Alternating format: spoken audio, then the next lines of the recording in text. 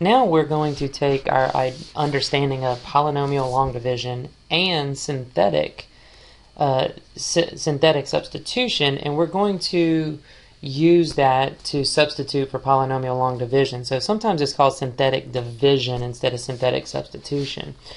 For this page of notes, what I'm going to recommend to you is to read them very carefully, very thoroughly. Try to read them for understanding and get a good idea of what they're trying to tell you. I'm going to hit some of the higher points right now, and we will continue these conversations in class a little more thoroughly.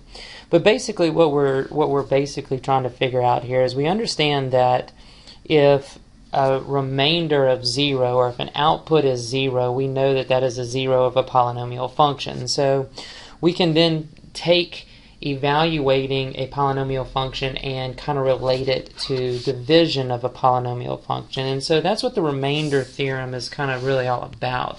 Now, a lot of times the remainder theorem seems kind of, just the idea that we're learning a theorem here, it seems kind of confusing, but it's really quite simple. And it's basically saying that if we divide something by a factor, or divide something, we get a remainder, we get an output. And that remainder is an output. And so we can use synthetic substitution to do that. Now, we're going to call it synthetic division because we're going to be dividing it. Now, one of the things that you need to be aware of is that we are dividing by an expression in the form of x minus c. That is extremely important. You can only do synthetic substitution whenever you're given a linear term like that. If we were looking to divide by an expression, say x squared minus c, we cannot use synthetic in this situation. So the fact that it is a square term means that we have to use polynomial long division to determine a remainder or determine if it's a factor or not. So, however, if we do have a linear expression, in this case x minus c, then we can use synthetic division in place of polynomial long division. And that makes life a whole lot easier. And so you can see in example 3 how dividing by x plus 2 is a form of x minus c. And so we're going to use the negative 2 here. We had to kind of convert to use the negative 2 for our synthetic division in this process. And you can see that we have a final remainder of 0. So if we divide x squared plus 4x plus 4, we divide that by x plus 2, we're going to have an x plus 2 with a remainder of 0, which tells us that x plus 2 is also a factor. That's going to lead us into the factor theorem. So if we go down here and we look at the factor theorem, it basically tells us that if when you divide x minus c, if it's a 0, then it has to be a factor. And then we can factor it and write the polynomial in what's called a depressed state. So read through that a little bit carefully, and then we'll go into writing remainders and factors. And so if we were to divide two things, remember from the previous example that we gave you that we would write this remainder not with an r but with an addition, and so that's what this particular little formula is telling you. Now, what we're asking you to do in sample 3 is use the remainder and factor theorems. It says use synthetic division to determine if it's a factor or not. And so we're going to go ahead and do that now. So if you go ahead and take the time to work part A and B and come back and take a look at the final results. Okay, so what I've done here is I've converted this x plus 2. I know that that needs to be the same thing as x minus c.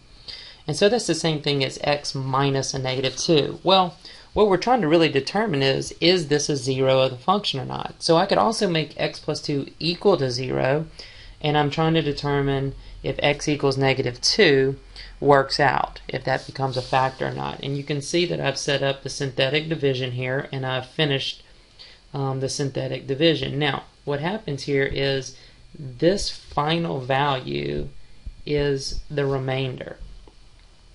And what that tells me is if it's a remainder of 0, that means x plus 2 is a factor of x to the third minus 3x squared minus 7x plus 6. So negative 2 is a 0 on this polynomial function. Now, here's what you've got to learn how to do. You have to figure out what is the remaining part. So we know that x plus 2 is a function. So if I did this, I said x to the third minus 3x squared minus 7x plus 6. And I asked you to factor this. Well, I now know that x plus 2 is a factor. However, what I need to figure out is what's remaining. Well, that's where the synthetic division comes into play.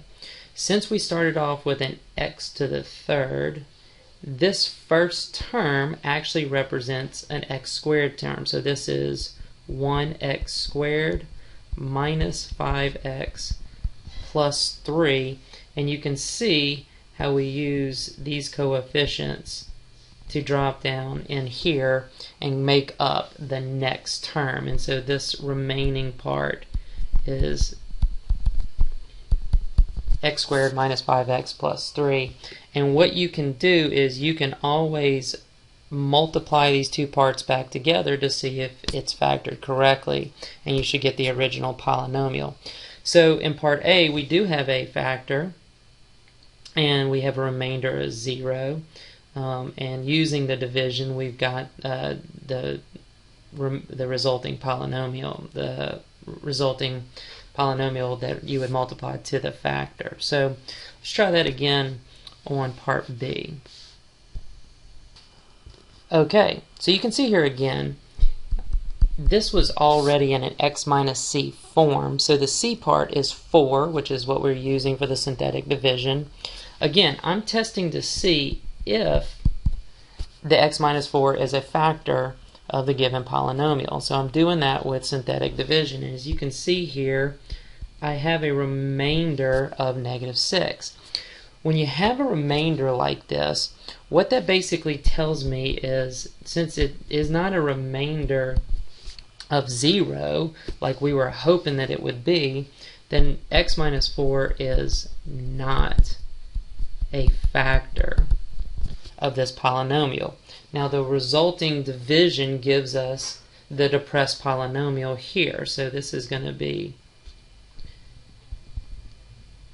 x squared plus x minus 3, but with a remainder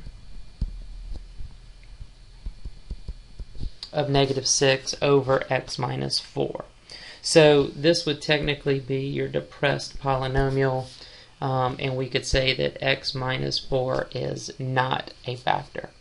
Okay, there's a couple examples of the remainder and factor theorems, and how you can use those later on when we're solving polynomial functions or polynomial equations. You can test different factors through synthetic division.